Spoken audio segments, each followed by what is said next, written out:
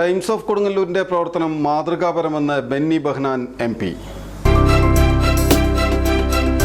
എല്ലാത്തരം എസികൾക്കും വിലക്കുറവിന്റെ മഹാത്ഭുതം തീർത്ത് power plus home appliances Kavilkadavu Kodungallur. പക്ഷെ എനിക്ക് എത്തിച്ചേരാൻ കഴിഞ്ഞില്ല.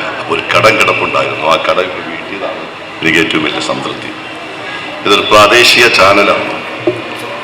കൊടുങ്ങല്ലൂരിന്റെ പ്രത്യേകിച്ച് നമ്മുടെ നാടിന്റെ വാർത്തകൾ, നമ്മുടെ നാട്ടിലെ സംഭവങ്ങൾ. ടൈംസ് ഓഫ് കൊടുങ്ങല്ലൂരിന്റെ മൂന്നാമത് അവാർഡ് നൈറ്റ് ഉദ്ഘാടനം ചെയ്ത് സംസാരിക്കുകയായിരുന്നു MP. ശനിയാഴ്ച വൈകിട്ട് 6 മണിക്ക് കുഞ്ഞിക്കുട്ടൻ തമ്പുരാൻ ചത്രത്തിൽ നടന്ന അവാർഡ് നൈറ്റ് വിഷുക്കണിയിൽ നഗരസഭാ ക്ഷേമകാര്യ സ്റ്റാൻഡിംഗ് കമ്മിറ്റി ചെയർമാനും സംഘാടക സമിതി ചെയർമാനുമായ KS കൈസാബ് അധ്യക്ഷത വഹിച്ചു.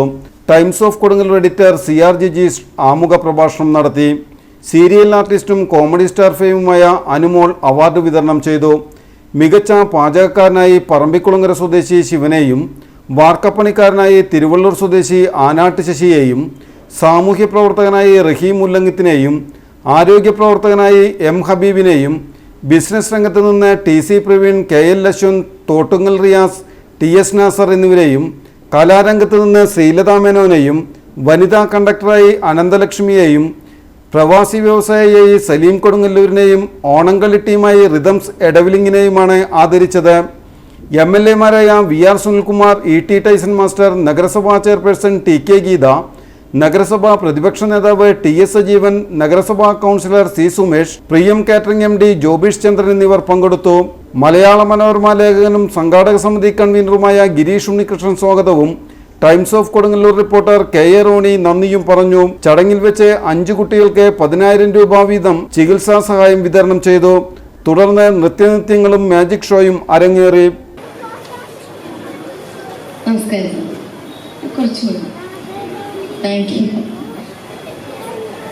ഒരുപാട് കേട്ടിട്ടുണ്ട്. അപ്പൊ എന്തായാലും ഇവിടെ വരാനുള്ള, ഈ ഒരു മണ്ണിലേക്ക് വരാനുള്ള ഒരു ഭാഗ്യം ഉണ്ടായി.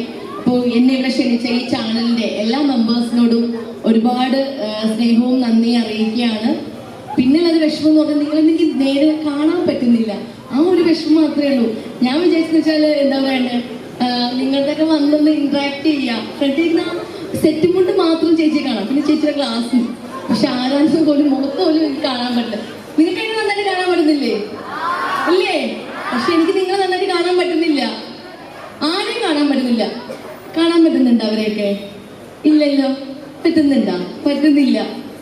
മോശമല്ലേ അത്? പറ്റുന്നില്ല. ഞാൻ വിചാരിച്ചു അവിടേക്ക് വന്ന് നിങ്ങളുടെയൊക്കെ സംസാരിച്ച് വിശേഷങ്ങളൊക്കെ ചോദിക്കാന്ന്. ഒരൊറ്റ ലൈറ്റ് വെച്ചാൽ മതിയായിരുന്നു അവിടെ. സാരില്ല, ഇവിടെ നിന്ന് സംസാരിക്കാം കേട്ടോ.